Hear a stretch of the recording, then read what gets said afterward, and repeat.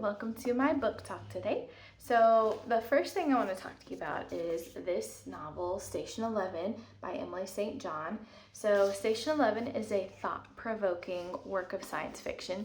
The same night that Arthur Leander, who's a famous Hollywood actor in this world, died on stage during King Lear, the devastating Georgia flu swept through the world, and a new era arrived as civilization works its way out of the ashes. The post-apocalyptic novel moves around before and after the fall of civilization, and it's a testament to the power of art and humanity despite this dark and eerie world. Each story within this is intertwined in some way. We learn about Arthur Leander, and then his ex-wives, his son Tyler, his best friend Clark, even the young man who died or tried to save Arthur, and Kirsten, who's one of the young child actresses on the stage when Arthur died. So despite moving between these storylines, Emily St. John has created a masterpiece of the darkest and brightest humanity has to offer. Unlike some books of this nature, the author doesn't leave us with the bleak unknown, but the possibility of a better tomorrow.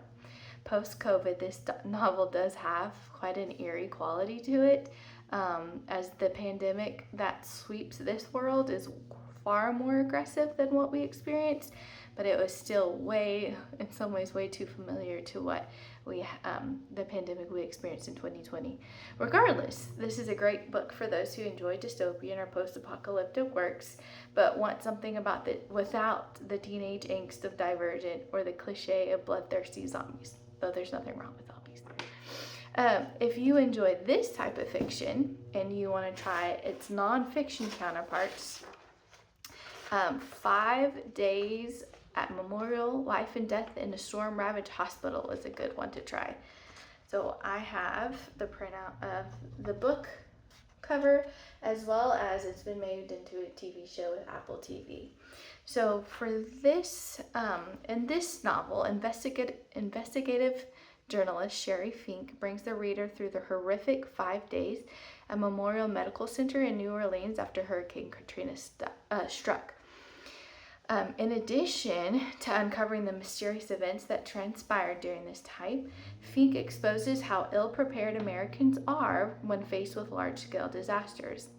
As the floodwaters rose, the power failed, and the heat escalated, several health professionals had to make difficult, harrowing decisions regarding their patients.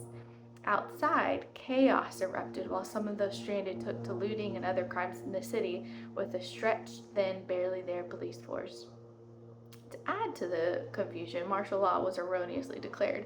Some of this chaos found its way into the hospital and knife wounds and blood-covered patients. While this book doesn't involve a crippling pandemic, it does show how authentic these post-apocalyptic novels can be when exploring the unfathomable depths, what that people will do or go through during a crisis, when there's no help, no rescues inside, but there's just this will to survive. So Fink does a really good job of not only unraveling the events that transpired these 5 days, but also helping the reader truly understand the context of the situation and the characters of the people involved and the decisions they had to make. Finally, you can't talk about works of post-apocalyptic nature without bringing in a movie. So one gem I stumbled upon a couple of years ago is Love and Monsters. There you go. Love and Monsters. While newer adults might find it more relatable, as a not-so-new adult, I still greatly enjoyed this movie.